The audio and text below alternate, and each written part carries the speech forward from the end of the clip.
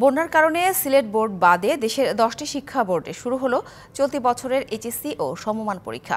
এবার এ পরীক্ষায় অংশ নিচ্ছে 13,68,373 শিক্ষার্থী। সকাল 10টায় বাংলা প্রথম পত্রের মাধ্যমে শুরু হয়েছে পরীক্ষা। সকালে বৃষ্টি শুরু হওয়ায় ভোগান্তিতে পড়ে শিক্ষার্থীরা। ভিজে ভিজে পরীক্ষা কেন্দ্রে পৌঁছায় অনেকে। যানজটেও নাকাল হতে হয় তাদের। অভিভাবকরা পড়েছেন বিপাকে। ছেলে মেয়েকে পরীক্ষা কেন্দ্রে পৌঁছে দিয়ে বৃষ্টির মধ্যেই অপেক্ষা করছেন তারা। প্রশ্নপত্র ফাঁসের গুজব রোধ ও নকল মুক্ত পরিবেশে সুষ্ঠুভাবে পরীক্ষা গ্রহণের জন্য শনিবার থেকে আগামী 11 আগস্ট পর্যন্ত সব কোচিং সেন্টার বন্ধ থাকবে। বন্যা পরিস্থিতির কারণে সিলেট বিভাগের এইচএসসি ও সমমানের পরীক্ষা আগামী 8 জুলাই পর্যন্ত স্থগিত করা হয়েছে।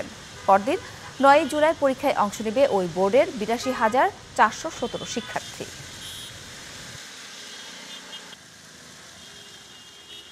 ওখান থেকে আমি সিএনজি করে ওইখানে চলে আসছি আর কি, বৃষ্টির আগে চলে আসছি। তো ও 9টা বাজে ওই ঢুকে গেছে আর কি গেটের ভিতরে।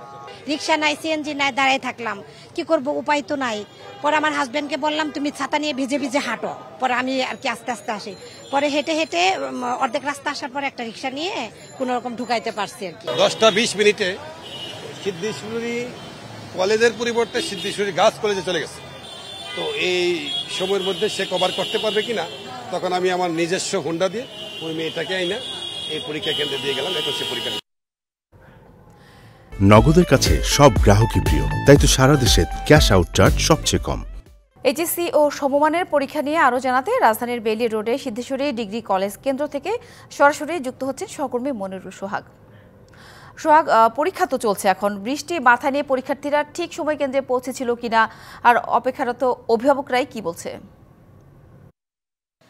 আপনি জানেন যে আসলে পরীক্ষা শুরু ঘণ্টাখানেক আগে থেকেই কিন্তু মূলত রাজধানীতে বা তারও কিছুক্ষণ আগে থেকে মুষলধারে বৃষ্টি শুরু হয় এবং যার কারণে তীব্র যানজট তৈরি হয় এবং এই বৃষ্টির কারণে কিন্তু ভোগান্তি তৈরি হয়। অভিভাবকরা তাদের সন্তানদের ঠিক সময় কেন্দ্রে পৌঁছে দেওয়া নিয়ে এক ধরনের চ্যালেঞ্জে পড়ে, তার মধ্যে অনেকেই পৌঁছাতে পেরেছেন। তবে কোনো পরীক্ষার্থীর কিন্তু পৌঁছাতে 10টা সময়ও পার হয়ে গেছে, যেটি আমরা দেখেছি। আবার 2-1জন কেন্দ্র ভুল করে অন্য কেন্দ্রে যাওয়ায় তাদের সঠিক যে কেন্দ্র সেখানে প্রবেশ করতেও বিলম্ব হয়েছে। তবে কেন্দ্রগুলোর দায়িত্বে যারা রয়েছেন তারা বলছেন যে যেহেতু বৃষ্টি এবং যানজট, সেক্ষেত্রে শিক্ষা বোর্ডগুলোর যে নিয়ম রয়েছে, অর্থাৎ 10টার পরেও যদি কেউ আসে তাকে আলাদাভাবে নাম, রেজিস্ট্রেশন নম্বর, রোল নম্বর সেগুলো আলাদাভাবে লিখে রেখে সেই তথ্যগুলো আলাদাভাবে রেখে তারপর তাদেরকে প্রবেশ করতে দেয়। অর্থাৎ 10:30 পর্যন্ত প্রবেশ করতে পেরেছে শিক্ষার্থীরা, বিশেষ কারণে যাদের আসতে দেরি হয়েছে।